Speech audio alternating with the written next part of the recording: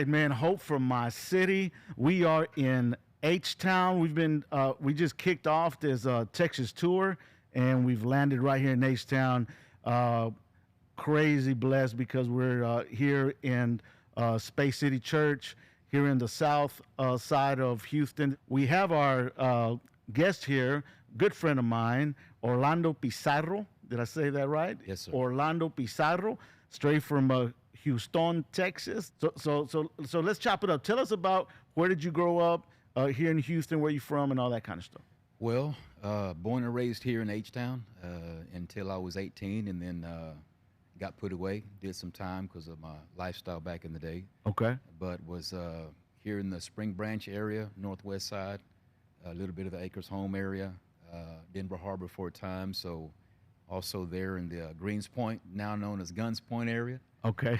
So moved around quite a bit when Okay. I was younger after my parents died. So that's pretty much where I was when I was here at that time. Just recently moved back to Houston Okay. about 4 years ago. Okay. After being away probably right at 25, 26 years out of Houston. So just moved back. Okay, so your time, as far as you can remember, can you kind of unpack your story, Orlando? Well, I was 10 years old when I woke up to my mother's voice begging my father to wake up. Okay. I got to get myself together for this because this is deep to me. Sure. My mother was crying out, "Levántate, Juan," which means Juan, wake up. And I looked down at the living room floor, and my papa was dead. He was on his back. I don't know all of the details other than I believe she said, or it was said that he was reaching out to her. And I recall hearing her begging him to wake up.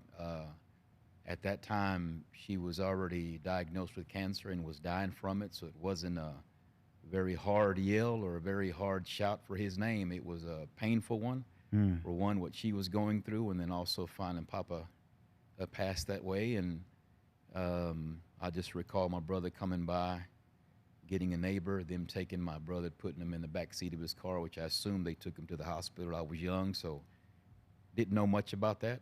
And then being that my mother was diagnosed with cancer up to that point, you know, she passed away 7 months after that. Both died in 1986. I was 10 with Pops, 11 with Mom.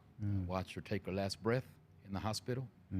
Had 2 sisters that raised me. I'm the youngest of 8, 5 sisters, 2 brothers. There's 6 of us left now. And 2 of those sisters did the best they could in raising me, man. But I was just already too gone. I was too far gone to the left and was going to do my thing and had to pay for that. So on the family side, somewhat of a rough upbringing. So let's talk about that. So when you're right before your father passed away, how were you as far as behavior and things like that at that time? Well, I was a kid, man. Sure. So a bit mischievous. At a very young age, I was exposed to a lot of things, man. So I think whether they were around or not, I was going to go down the Okay. wrong path. Okay. I think it was obvious to me as well as to others as well that that's just the path I was going to walk down. And during that time, what part of Houston did you grow up in at that time? When Mom and Pops passed, we were over there. I believe that's called the Cypher area. There's a small little neighborhood over off of Perry in 1960 called Meadow Vista. Small little neighborhood, man. Okay. But back in the days, it was heavy on drugs. I don't know how it is now, but small neighborhood. So how was it growing up there up until that point? As far as Your experience just growing up as a young person in that neighborhood, going to school, all that. What was your experience like? I mean, I don't have a lot of memories as far as my parents are concerned because I only had 10 years with them. Gotcha. So I don't remember laughing much with Mom and Pops. That's not a made up story. I just don't remember it. I don't remember very often being hugged or being told that I was loved and things of that nature. Mama more than anything, but there's just I don't know to say it's a God thing or there just seems to be a blank when it comes to that piece of it. Okay. Um, had a few friends that I grew up with and that I still stay in contact with every now and then. I go back to the neighborhood and see how they're doing. There's a couple of them there that are dear to my heart, Mm. but I don't recall much. I mean, we weren't wealthy people. You know, my family nor was my friend's family wealthy. So, you know, we had our homemade go-karts and we loved when it rained because the ditches would fill up with water and that was our swimming pool, man. Okay. You know, so anything that we could do to have some fun, we could, but there's just a lot of things I don't recall from that time. Yeah. Um, When you think about, what about food? What was during that time? Is there anything that you could remember? Was your favorite meal or something that you ate that you ooh, could man. remember often? I tell you what, going back to the fact that we weren't people of high income, Uh huh. you know, my pops, it is what it is. You know, he sometimes because of his health problems couldn't work. Uh huh. And I know that the way we get by sometimes is he'd go out and take whatever he felt he needed to take to make sure that we were fed. Mm. And there were a few times that, you know, you get up maybe 2 or 3 in the morning and go to the bathroom and you see this big old beast in the tub looking at you, man. It ended up being a cow. And I don't know where he'd go, but some kind of way he and whoever he took with him, man, they kill somebody's cow, bring it to the house. And for whatever reason, I guess because of the blood or what have you, they'd go put it in the tub or then later on butcher it in the kitchen, man. So Straight up. even though, man, I ain't lying. Even though that was somewhat scary to me as a kid to see this thing looking at you, he dead, you know, so he ain't got eyes wide open. Yeah. And even though it was what it was still a family time. Mm. It was still wrong as it may be. Right. It was still Pops providing for us, you know, and Yeah. I remember sometimes, you know, he'd have to give away some of the meat because we couldn't fit it all in the fridge we had, you know, and Yeah. little things. Those are little things that they're not right, but Yeah. but that to me are somewhat funny and they just take me back, man. They're Bro, so just you had beef ribs right there on site? right on site, man. I don't know whose they were, but we ate somebody's ribs. You know, so good times, man. That's good times. that's something else, man, to discover. Wow. Okay. So, man, so once that happened with the parents, right? Obviously that was traumatic for you, for obvious reasons. What happened to Orlando then? Can you kind of take us on that journey? Like, how did you, what was your processing at that time as a young person, right? And what were your next steps? What happened? I don't think I knew what was happening. Okay. I think, you know, now that I'm older, I look back on it now and ah,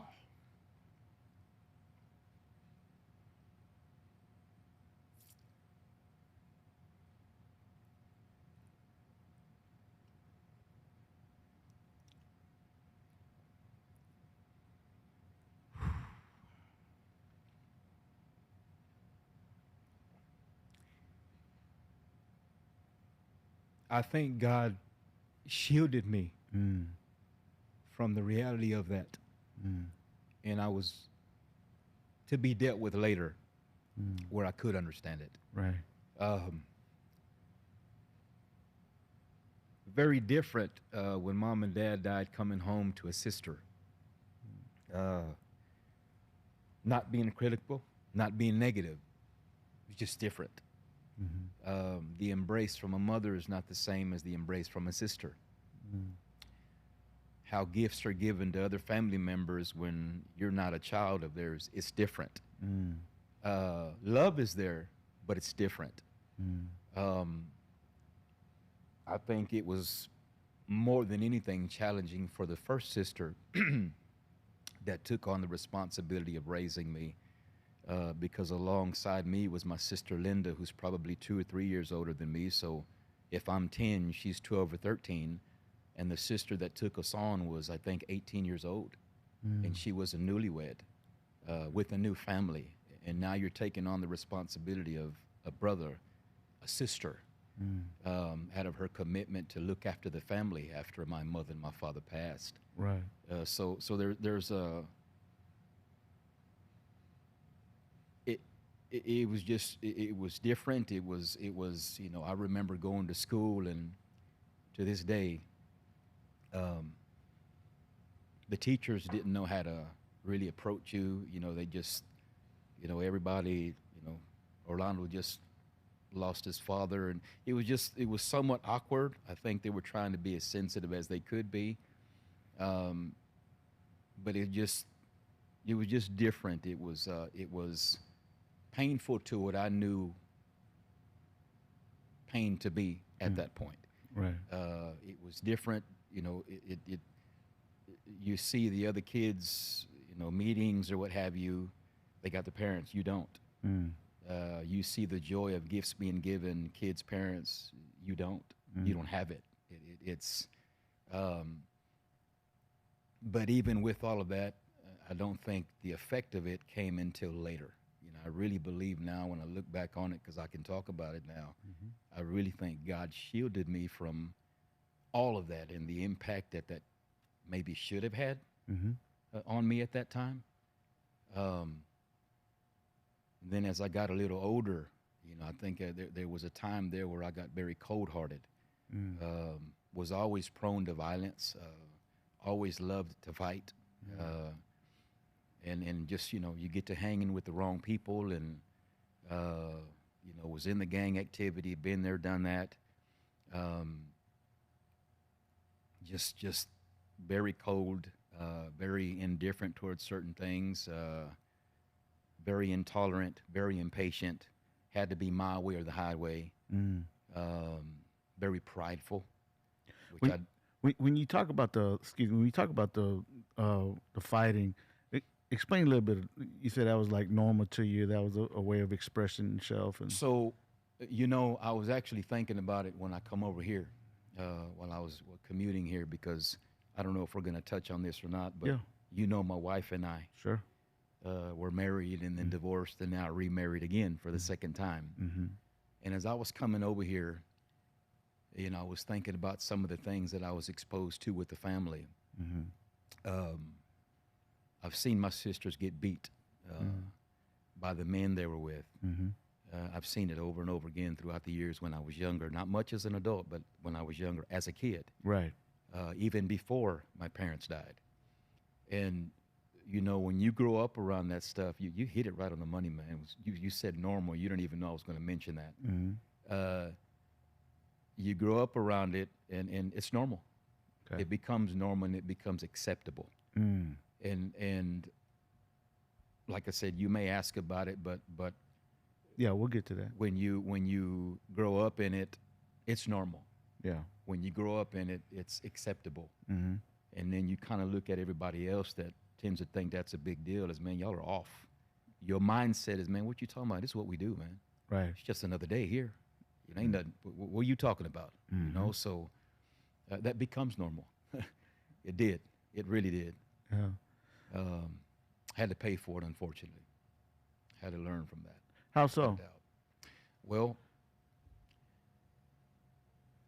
when I don't, for one, it got me put away. My lifestyle, my aggression, my hate, my rage, my pride, my divorce. Mm-hmm.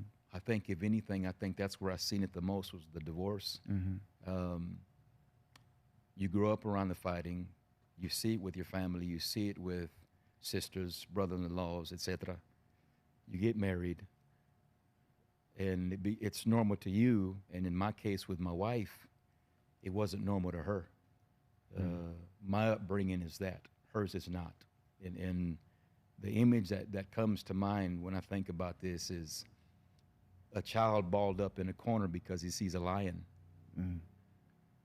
It's a lion in his eyes. My wife and I, a few times, we had talked about that, and I didn't see, and I couldn't see. She was a child. I was the lion. What had been viewed as normal to me was being viewed as something terrified by her, something to be afraid of. And it wasn't until time went on and God started dealing with me. Now, this is years later, man, that I had allowed what I had been exposed to be normal and acceptable to me is one thing, and then you repeating it is another. You know, and I don't know if that's where you were going. Yeah, no. So like you said, it landed you to get put away. What took place to land you that way, as far as the violence and aggression and things Well, like that? I think as a kid, you know, growing up without mom and pops, there is a sense of, man, life ain't fair. You know, and I think my aggression and the violence, it was just my way of dealing with myself, maybe, if I can say that.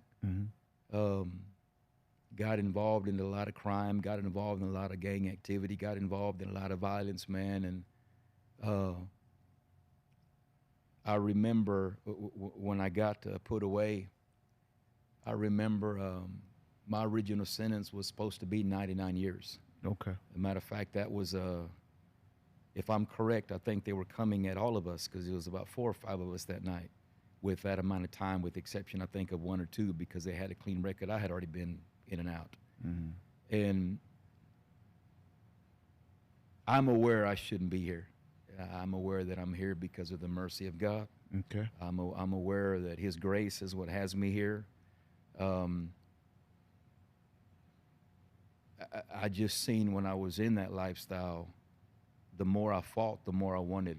The more violent I was, the more violent I wanted to be. The more blood I shed, the more blood I wanted to shed. Just off, man. Yeah. Just gone. Yeah. Just gone. No heart. No heart. Just cold-blooded. You know. That's the only way I can explain it, man. So you talk about your faith in God, or you hinting at that. So where did that begin? What happened there? Well, I, you know, as mentioned, they were originally coming at me with 99 years. And when I got put in the county here in Houston, first it was 1301 and then it was 701, the new jail. The mother of my 2 children was beside me. She was trying to hang in there the best way she could. That went sour pretty quick, which I can't blame her. You know, when you play the field, you eventually get played. We get away with nothing. You know, I was able to see without a shadow of a doubt that how the Bible says, do not be deceived, for what a man sows, he reaps, man. And when I was inside, you know, you would have these church services, and these different guys would come in, share their testimony or share the word. And I remember this one guy in particular, he was a Hispanic guy. He was with the Mexican mafia at one time. Okay. He was all tatted up, you know, and he was preaching. And I remember he was sharing the word and telling us where he came from. And when he would speak the word, man, it was just, it was like a chisel and a hammer on Orlando, a piece of me just breaking off where I could be penetrated. Okay. And he kept coming, and every time he'd share the word, it was just something that I felt like it was softening me, challenging me at the same time, because I could feel, I wanted to cry, but you inside, you don't do that, right? That's the mindset we have when you're inside. Now, you can't show that, you know, and I'll never forget this, man. They called us out for another church service, and we went to this service, and there was this white guy, big old guy, nice and healthy, man. And he was sharing the word, and I remember him saying, come unto me, all you who are weary and heavy laden, and I'll give you rest. I'll give you rest. And I don't know if he said it about 10 times or if I just heard it 10 times when he was speaking. I just know that before I knew it,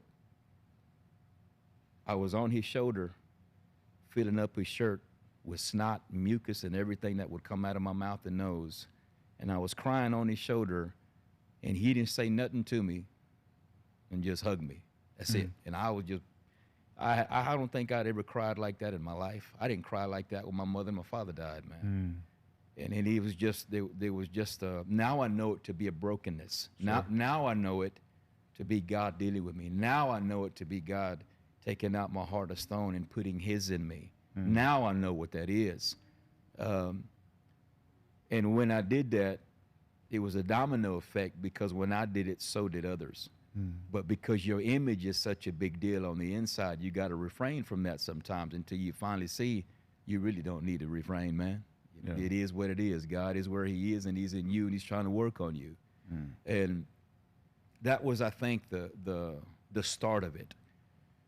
And then on another occasion, I was in my cell, and this guard, I call them big old corn-fed guys. Guys look like they've been wrestling bulls and cows, man. Big old dude, probably 6'5", 6'6". I'm 5'9", man, so that's huge to me height-wise. Yeah. So comes to the block, and he says, Pizarro. I look up. I said, what's up, man? Come out. So they roll the door. I come out. He's got 3 other guards with him. I know we're about to throw hands. So we go into this crossway. We're in. I was in 1301 now, the old county jail. We're in this crossway, and I see him looking around. So I know we're about to do this. And he's cussing at me, man. Didn't I tell you to? And he's running his mouth. And of course, you know, I always kind of had a little bit of weight on me, so I was, man, I'm being disrespectful. I'm sucking my teeth at him and just, you know, just waiting, man. And I'll never forget, while he was running his mouth, I did that, and I turned my face. And when I turned back around, I had a huge white hand slap me in the face, man, slap the taste out of my mouth. And I remember about to react to it. And this is where it got real with me, because I heard God tell me, well, before I go there, you know how when people have their near-death experiences and they see their life flash before their eyes? When that man slapped me and I was about to react to it, I heard God tell me, how does it feel? And it was like I had a movie played in front of me, man, of every person that I stomped, that I shot, that I left for dead and didn't care if you died or not, spit on you if you tried to fight back, and just, I had everything in front of me play a movie, man. And it was like, how does it feel? And if you fight back right now, you hit a guard, you know you'll never get out. Those that know that, you know, hands down. When you put your hand on an official, you know what it is. That's another case. My son was 3 months old when I got put away. My daughter was 2. And even though I messed up, my heart was to get back out, to get with my kids and do the best I could, because God started dealing with me right away. And when I heard him tell me, how does it feel? I remember just roaring in the hallway. And he tells me, you know, get your blank, blank, blank back in the block. I go back in the block, man. I go to my cell, and I was just swinging at the air, man. Just screaming at the top of my lungs and swinging as hard as I could, and because he touched my pride, and God used that to start breaking me.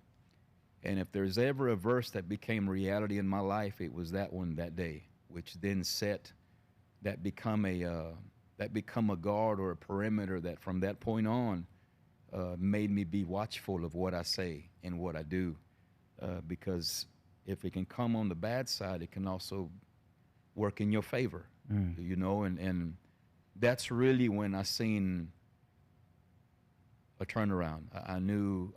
I used to say he's messing with me, because I didn't know the churchy words. I didn't know these discipleship things. I didn't know the churchified words like saved and Bible. I would say, you know, when people say, who you with, man? I say, man, I'm with that book. That's the only way I knew how to say it. And when people will, you know, he say it, I said, man, I just know he messing with me. That's the only way I knew how to express God dealing with me and working on me. He messing with me, right? He messing with me. I didn't know the words. Even though I've now been walking with him for years, there's still some words I don't know. How many years? It's now been since 95. Since 1995, man. I gave my heart. I got put in November of 94. And He broke me down in 95, which to me was a testing time, because those that know what time it is will relate to this. Sometimes you get put in these situations that you put yourself into, and it's, God, if you get me out, I'll do this. God, if you do this, I'll do this. With me, it wasn't that way. Yeah, I wanted to get out, but I knew that there was a chance I wasn't going to get out. Originally, like I said, I was facing 99. And I remember, and actually I'm glad that I didn't get out. Some of the other guys, if I'm correct, got out early. But I remember going to court, and my court-appointed attorney, she says, Orlando, I don't know what all that meant. I just remember her coming and saying, Orlando, this is what I'm being told. You take 5 now, or you risk going before trial and taking 99. So I said, well, that's easy math to me. Very easy math to me. Bring the pen, bring the paper. Let's do this. Because I knew what awaited me. I knew my time had come. And, when you're in that lifestyle, you feel it.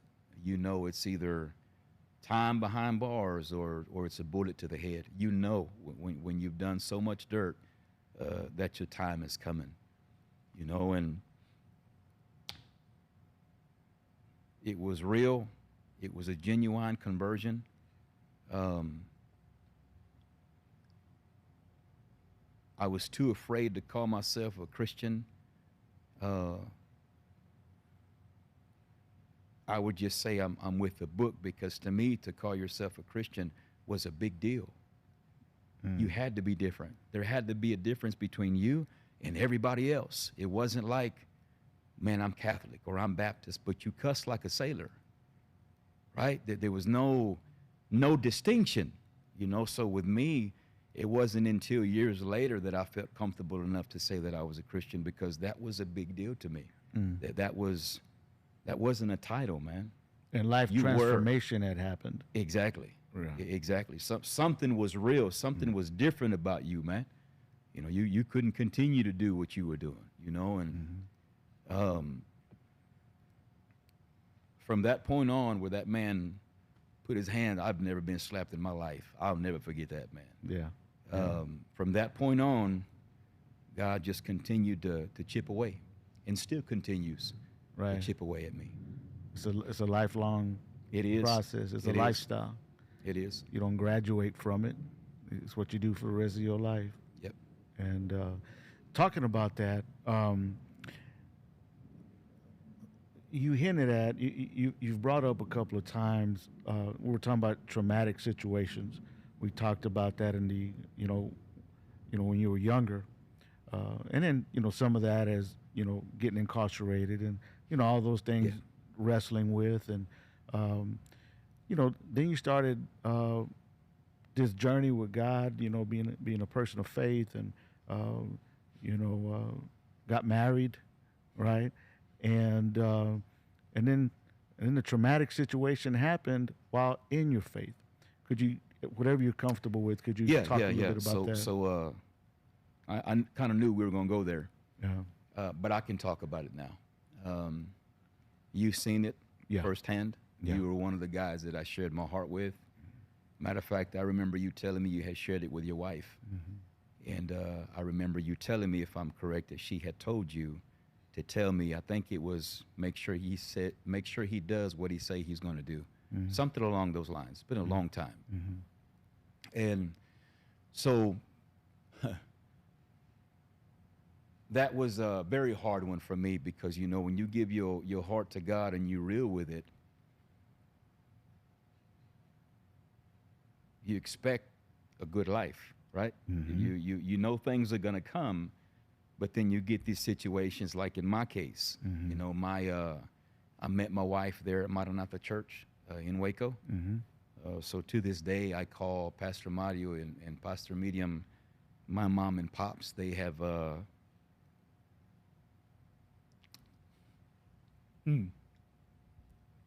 they have earned that right in my life. They have earned that place in my life. They can come to my home without advance notice, Mm. don't have to knock on the door. They have earned their right in my family's life. Mm. I met my wife there at that church. She had already been there several years prior to my arrival there. Um, going to Waco in general, man, was just a miracle in itself. You know, when I was put away, I didn't have a place to go to. I had 6 weeks to get out, had no home to go to. There was no communication at that time with the family. And I got to share this because it all leads to what's next and how traumatic that can be when you have that belief that God is in the middle of all of it. So I got about 6 weeks left, no, 3 weeks left. Didn't have a place to go to. And there was a guy by the name of Raul Marias. He had been in prison 20 years up to that point. He got transferred to the unit I was at. We got to talking, you know, and we're conversing about what God has done in our lives. And he said, "Where you from?" I said, "Houston, man." "Where you going?" I said, "I don't know." "What do you mean?" I said, "I don't have a home to go to." "What are you going to do?" I said, "I don't know. I just know I'm going to serve God." I didn't know what that meant, but that's all that would come out of my mouth. I'm going to serve God. I'm going to be okay. A few days later, "Hey, ¿pa dónde vas, man? ¿Qué vas a hacer? What you going to do?" I said, "I don't know, but I'm going to serve God." I didn't know what that meant, but that's the only thing that come out my mouth, man. Another day went by. I'm getting shorter now, man. I'm about 2 weeks and 4 days left or 3 days left, and I'm about to be on the street. "Hey, what you going to do?" I said, "Man, I don't know, but I'm going to be all right.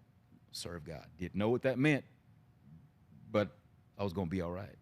So he says, "Here's an address to a family in Waco." I said, "Okay." And he said, "Why don't you write to him?" I said, "And tell him what?"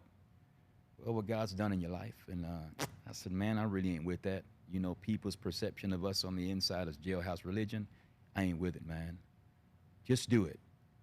I said, "Well, what I got to lose? Pen pal, man. All right, let's do it."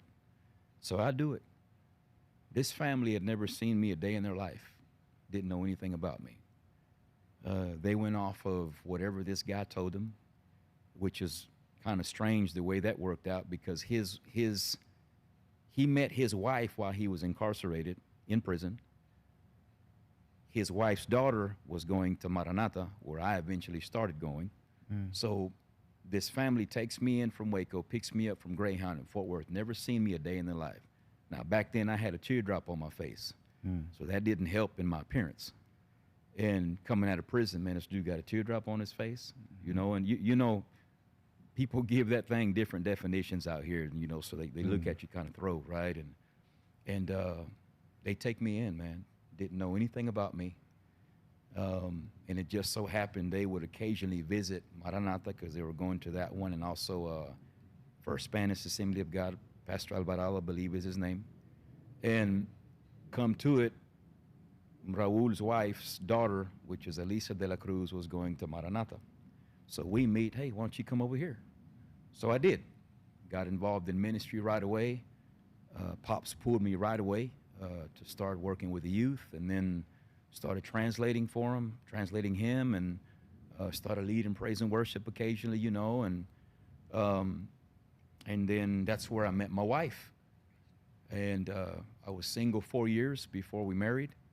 And we married there. The church hosted everything, sponsored everything, and we were blessed, you know. And it's my first wife per se, and first wife in the Lord, and was excited, and everything was going good. Very active in ministry, so was she. But because I'm a felon, you know, it doesn't look good on your record when you've got aggravated robberies and aggravated assaults on your record, and makes people nervous once they look it up, and you're limited on jobs. But one thing about me is the people that know me know I'm not lazy. I'm going to grind. I'm going to get mine. I'm going to take care of myself and provide for those that are mine. And, you know, you're picking up odds and end jobs, you know, and wherever you can get hired, which obviously not going to be the high paying ones. And so I had already been at the church for some years, and Pops took my wife and I out to eat. which he called me son, called them daughter, he and mama. So we go out to eat, and he said, man, had something on my heart I want to share with you. And he said, man, everywhere I go, I tell people I have a son. And he refers to me as el negro, right? So he says, siempre hablo del negro. I'm always talking about negro, right? And he said, nobody knows who you are, but a lot of people know who you are because of me. I talk about you. I said, okay. I'm kind of not following where we're going. And he says, he said, me and your mother been talking, and he said, I know you struggle financially because you have the X on your back. I said, okay, that's true.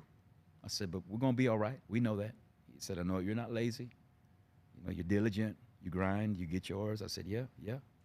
And he says, what we want to do is offer you to come live with us. You looking to go into college, get you a trade, get your profession, so you can have something to offset that. So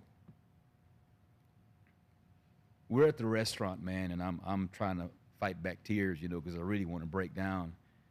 Because, you know, when you're starting off, you're giving it your all. You know your breakthrough is coming, but you don't know when. You don't know from where. You don't know how, but you know it's coming. And when he says, we want to open our house to you, you and your wife come live with us, my mindset automatically, because I'm married, was, oh, man, I got to provide. You know, I'm a married man, so I got to take care of my wife. And it was like he read my mind, but we knew this was planned afterward. He said, you don't have to worry about paying us anything. He said, you guys come live with us. You remodel my house. He had some projects there that needed finishing, and I was good at that. And he said, you come, don't worry about paying us anything. Just finish what I started. You win, I win. I want to bless you, son. And we're in the restaurant. We're just crying, man. I've seen God's hand through all of that. Obviously, that doesn't come out of us, out of the natural man. It doesn't happen. So we do it. You know, we let our little place go. We had a small little duplex, and we go live with them. I'm down to my probably 6 weeks of my term. I'm working on my degree. My profession now is occupational safety and health. Okay. So I got 6 weeks left. And I think I didn't know that my marriage was under so much stress. I can look back at it now and see, you know, I'm trying to work full time. I'm in college full time. I'm serving as best as I can and as often as I can at church. I'm leading praise and worship. I got connect groups. I'm translating. I'm preaching when Pops goes out of town, and very busy, man. And 6 weeks before I graduate, my wife leaves the house, and I get divorce papers in 3 weeks. There was no separation. There was no notice. Maybe the warning signs were there, but I couldn't see them. And I get divorce papers literally in 3 weeks. And when I looked at the paperwork, when I signed for it, it looked like they had already went there before that date. So it probably would have happened before then, had I been home when they came to serve it. Right. And I'm 6 weeks from graduated, man, and I'm here's my breakup, right? You break up. But I think we've all learned throughout the years that before your breakup is the breakdown, right? Before that next elevation, before that next bump comes that valley, you know, and what do you say? Because your mind tells you, man, God, I'm serving you. I'm preaching, man. I'm leading praise and worship. I got the connect group, man. People are getting saved. The connect groups are healthy. Praise and worship is beautiful. What's the problem here? What man, you know, you tend to go there.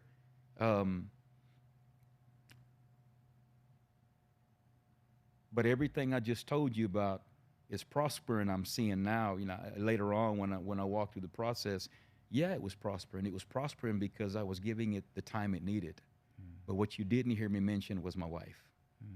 And obviously, whatever you starve dies. right? And God continued to deal with me and continues to deal with me now on that, to remind me anything that is alive requires nurturing. Anything that we want to keep alive requires us to be intentional about it and make sure we're feeding it so that it thrives with life. That's right. You know, and so I finished out my term. Man, that was a miracle in itself. It's so crazy the way that worked out, because when we were going through that process, I got a call from a Waco PD officer there. I don't remember his name, but he called me and said, "Hey, my wife thought I was following her, and I wasn't. I was looking for her because I was looking for answers. Yeah. I wanted to know how we go from being married to divorce in 3 weeks. Yeah. I mean, 6 months, a year, but 3 weeks. Come on, man. You know, and I wasn't getting straight answers. None of us were whenever we would try to talk to her. And Waco PD called me, and he says, "Hey, Orlando, you know, I'm being told you're following so and so." And I said, No. I've been looking. I said, "I tell you what, man. How about you tell me where you are, and you and I would talk face to face?" He said, "Okay." So I went to that man's office there in Waco. I'm sitting in front of him. We're talking. He says, "So tell me about yourself." And I'm telling him where I've been. I'm in college and all. And he's got my record pulled up. And he says, "I'm reading this, and this don't sound like what's in front of me." I said, "That's what I was then, who I was." I said, "This is now." I said, "I got right with God when I was put inside." I said, "This is why the two things you're seeing, they don't coincide. It's two different people now." And he says, "You're seeking answers." I said, "That's all." And he said, "I'm going to share something with you." I said, "Okay." He said, "I got home." He said, "I've been in law enforcement for so many years, and it's okay. I'm not following where he's going, you know." And he said, "I got home one day, found my wife with another man, divorced." I said, "Okay." I got remarried later. Life is good.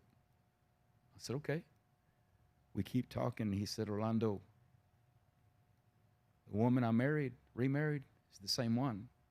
He said, "I know it's not for everybody, but it is for some. We're good." I couldn't catch at that time because of the pain I was feeling. Throughout the whole ordeal, God was trying to get me to see through those little things, same thing's going to happen with you. This ain't the end of it all. I walked out of that office, didn't know what to say, didn't know what to think. I said, "Wow, what a coincidence," right? When you're going through it, it seems like coincidence. You don't know how to process it yet.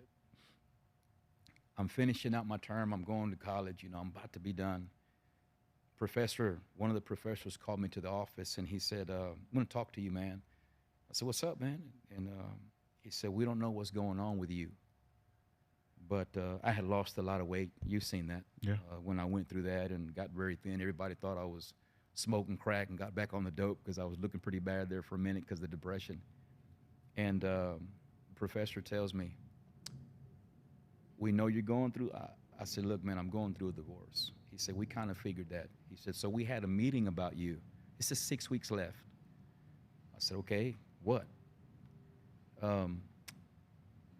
Put an envelope in front of me. He said, "We had a meeting about you, and we want you to know that if you need to leave, you can leave. Here's a little something we put together for you." And it was an envelope with money.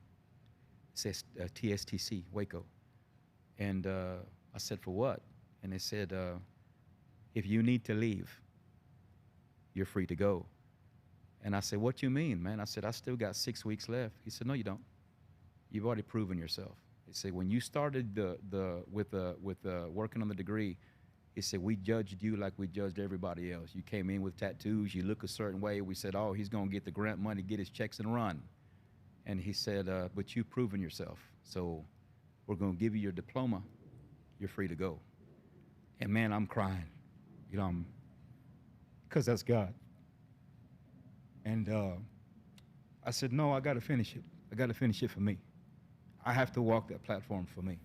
I'm a dude that I seek to finish what I start." And I didn't take the money. I let them keep it. I needed to finish it for me. I graduate. I take my first job in my profession in Dallas. Mm.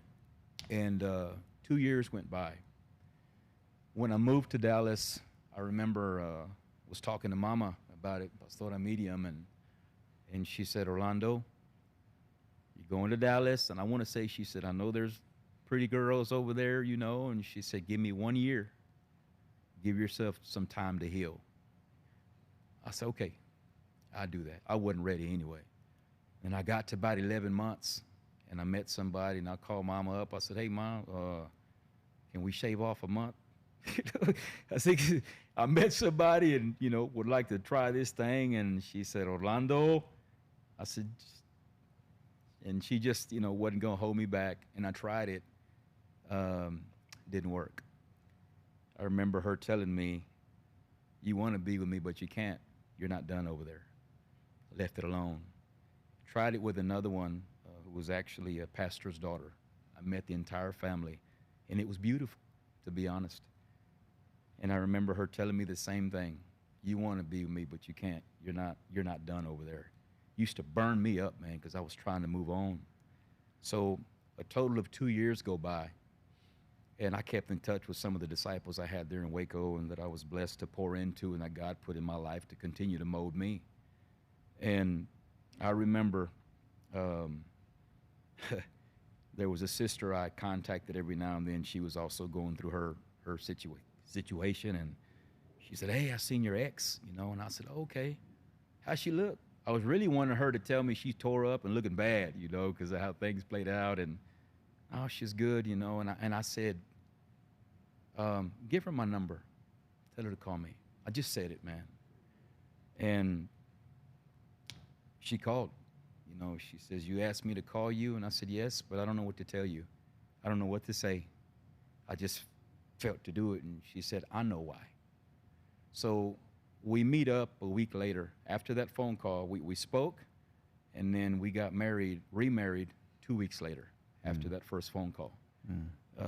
And we have walked this thing out together since then. And I was always intrigued by, I know why. I never knew why she said that. And I asked one day, I said, baby, well, you remember when you said that? Why did you say that? What did you mean? Where'd that come from? She said, well, when God started restoring me, one of the things that he told me was, I'm going to restore your marriage.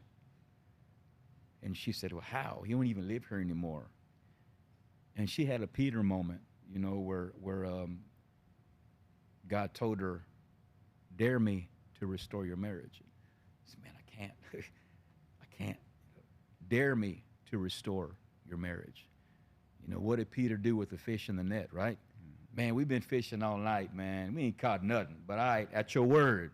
And then they catch the biggest catch, right? So she said, all right, God, I dare you. So when she tells him, I dare you to restore my marriage, she gets the phone call from that sister. Hey, Orlando's asking you to call him. She said, that's what I meant. He said, because as soon as I said, I dare you, the phone call came requesting me to call you. That's what I meant when I say, I know why. She knew that God was in the mix of it, and that was the beginning of the restoration of our relationship, man. Man, a hand clap. Little pitazo right there.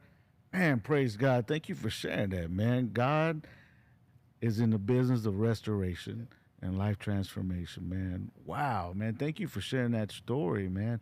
As we finish this off, tell us where you're at now. So you talked about the education, talk about the blessing there. If you could, you know, here in short, just tell us where you're at now in your career path.